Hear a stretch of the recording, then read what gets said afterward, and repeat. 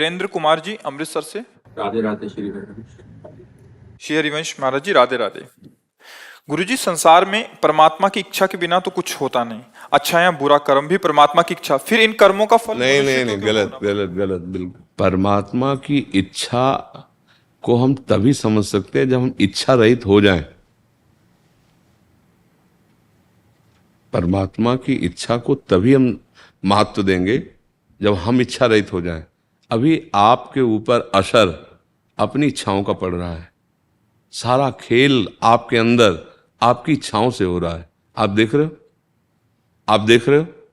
आप सच्चाई से देखो कि आप मन और बुद्धि में तन्मय होकर इच्छाओं को कर रहे हैं या आप में कोई इच्छा है पर्सनल। हमारे भगवान की जो इच्छा है वो आप हैं। आप, सिर्फ आप। आपकी जो इच्छा है वो ये वासनाओं का खेल है। आप में कभी कोई इच्छा नहीं हो सकती। जो आप भगवान के अंश है ना, अमल हैं, अविनाशी हैं, चैतन्य हैं, नित्य हैं, सुख राशि हैं। आप स्वीकार करते हैं बात? हाँ जी। स्वीकार करते हैं। सुख राशि में सुख की इच्छा कैसे हो सकती है? जहां सुख का अभाव ही नहीं है वहां इच्छा कैसे हो सकती है? तो इच्छा हुई जहां सुख का अभाव है। सुख का अभाव कहां है? इस शरीर में, इस मन में, इस इंद्रियों में। फिर आ जाते हैं बाहर संसार के भोगों में। अब इच्छा उस अभाव रहित स्थिति में, जो इच्छा का भाव आया, जागृत हुआ कि मैं भोगूं, वो इस मन में तन्मयता होने के कारण, मैं मन, मैं बुद्धि, मैं शरीर, मैं स्त्री, मैं पुरुष। अब ये खेल चल पड़ा इच्छाओं का। मुझे ये चाहिए, ये नहीं चाहिए, ये सुखद है, ये दुखद है, इसे मान कहते हैं, इसे अपमान कहते हैं, इसे लाभ कहते हैं, इसे हानि कहते हैं, इसे जन्म कहते हैं, इसे मृत्यु कहते हैं। ये सब मिथ्या। अब इस मिथ्या को जब तक नहीं जान पाओगे तो सत्य को कैसे जान पाओगे? और सत्य को नहीं जान पाओगे तो आपको लगेगा उसी भगवान की इच्छा। जैसा प्रश्न उन्होंने सुनाया, फिर दंड मुझे क्यों दिया जा रहा है, फिर दुख मुझे क्यों दिया जा रहा है? तो फिर आप बंधे कहाँ हो? अगर आप, अब एक तो पक्ष एक, दूसरी बात, अगर सब भगवान की इच्छा से हो रहा है तो फिर दुख सुख किसको मिल रहा है? आपको। तो फिर इच्छा किसकी थी?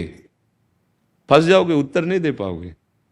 अगर भगवान की इच्छा है तो फिर सुख दुखे समय कृत्वा लाभा लाभो जया जयो। फिर उसको कौन विचलित कर सकता है? अब भगवत इच्छा में जब अपनी इच्छा का समाहित हो गया तो न दुख है, न सुख है, न लाभान, द्वंद्वैर विमुक्ता सुख दुख संगई। ये परम पद की स्थिति हो गई। इसलिए अगर हम सावधान हो जाए तो हम सच्चे ज्ञानी बन सकते हैं।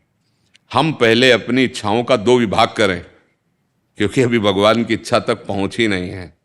भगवान की इच्छा अगर आप पहुंच जाओगे तो अभी परमानंद में डूब जाओगे। उनकी केवल एक ही बात हुई थी, एको हम बहुश्यामा, बस दूसरी नहीं। तुम्हारी एक ही बात होनी है, बहुश्यामा में एको हम। हमारी बातें समझ पा रहे हो कि नहीं समझ पा रहे है? हाँ, जब सवाल सुलझाना होता है ना तो सूत्र से चलते हैं। हमारी इच्छाएं हैं और वही हमारी इच्छाएं बांधने वाली हैं, हमें दुख देने वाली हैं, हमें सुख देने वाली हैं। हम उनके दो विभाग करते हैं, एक गंदी इच्छा और एक अच्छी इच्छा, जिसको रामायण में कहा कुमति सुमति सबके उर राय। सुमति कुमति दो प्रकार की बुद्धि। कुमति माने गंदी बातें, गंदी इच्छा, गंदे आचरण। सुमति माने अच्छी बातें, अच्छे कर्म, अच्छी इच्छा। हम पहले दो विभाग करते, गंदी इच्छा को मिटाते हैं भगवान के नाम के बल से और सुने हुए सत्संग के वचनों से, कि इतना तो पता है कि गलत क्या है। क्यों?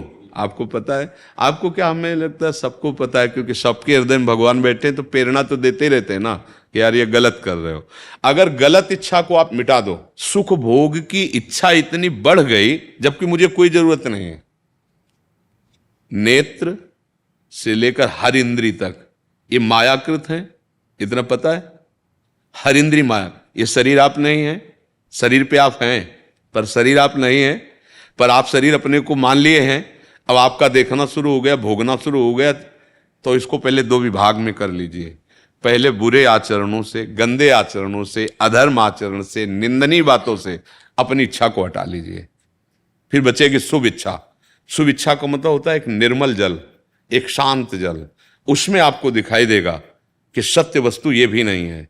तो शुभ इच्छा का भी त्याग हुआ। अब जहां इच्छाओं का त्याग हुआ तो आप और भगवान दो नहीं रह गए। जा ही न चाहिए कबों कछु, तुम सन सहज सने, बसो निरंतर तासुर, सो राउर निजगे। ब्रह्मविद ब्रह्मवि भवति। इच्छा रहित भगवान का स्वरूप होता है। भगवान में इच्छा नहीं होती, इच्छा अभाव में होती है। समुद्र की इच्छा गड्ढों में खेलने की नहीं होती। गड्ढों में जो जल भरा हुआ है वो समुद्र की आकांक्षा नहीं है, आया समुद्र से ही है। ऐसे ही अगाध प्रेम समुद्र भगवान, आनंद समुद्र भगवान में कोई इच्छा नहीं होती। ये इच्छाओं का विभाग हमारे अंदर बैठा हुआ है। हम शुभ और अशुभ इच्छाओं का जाल बिछाकर फंसते चले जा रहे हैं। अगर ये सब भगवान की इच्छा से हो रहा है तो भगवान ने गीता में निषेध क्यों किया, भागवत में निषेध क्यों किया, संतों की वाणी में बैठ के क्यों आपको रोक रहे हैं, आपके हृदय में बैठ के क्यों रोक रहे हैं, फिर कानून विधान, भारतीय कानून संविधान फिर दंड क्यों दे रहा है? क्योंकि सब भगवान की इच्छा से हो रहा है तो भैया होने दो। ऐसा तो नहीं है ना, एक विधान बनाया गया करो और एक विधान बनाया गया नहीं करो। और जब ना करने वाले से आप ऊपर उठोगे तब करने वाले से भी ऊपर उठ जाओगे, क्योंकि करना और ना करना ये दोनों अहम की धरा में, अज्ञान की दशा में होते हैं। अहंकार विमूढ़ आत्मा करता हमिति मन्यते, फिर वो परमानंद स्वरूप जागृत हो जाता है। तो भैया पहले इच्छाओं का विभाग करो, वो न ले जाओ कि भगवान की इच्छा से हो रहा है। नहीं तो फिर हम ये भी कह देंगे भगवान की इच्छा से कैंसर भी होता है, भगवान की इच्छा से दुर्गति भी होती है, भगवान की इच्छा से नरक भी होता है, भगवान की इच्छा से फांसी। तो फिर रो काय को रहे हो, फिर प्रश्न काय को कर रहे हो, समस्या क्या है? पर बोले नहीं नहीं हमें ये नहीं चाहिए, ये नहीं चाहिए ना, हाँ तो फिर ये नहीं करना चाहिए। अगर ये भोग नहीं चाहिए तो फिर ये कर्म नहीं करना चाहिए। फिर अच्छे कर्म करो, भगवान नाम जप करो, जिसलिए तुम्हारा मनुष्य शरीर मिला है। जब इच्छाओं का दमन हो जाएगा तब आप जान पाओगे कि भगवान का क्या स्वरूप है। कोई इच्छा नहीं। बड़ा भ्रम चल रहा है भैया, बड़ा भ्रम कैसे हम तुम्हें समझाएं। जैसे स्वप्न में नहीं होती, पूरी बाजार लगी होती, पूरे झगड़े झगड़े सब चलता रहता है, लेकिन जागो तो कुछ नहीं होता।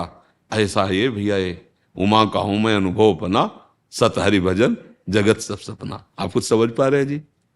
है नाम जब करोगे तो सही में समझ पाओगे। नहीं, ये बड़ी गूढ़ पहेली है, अध्यात्म मार्ग है।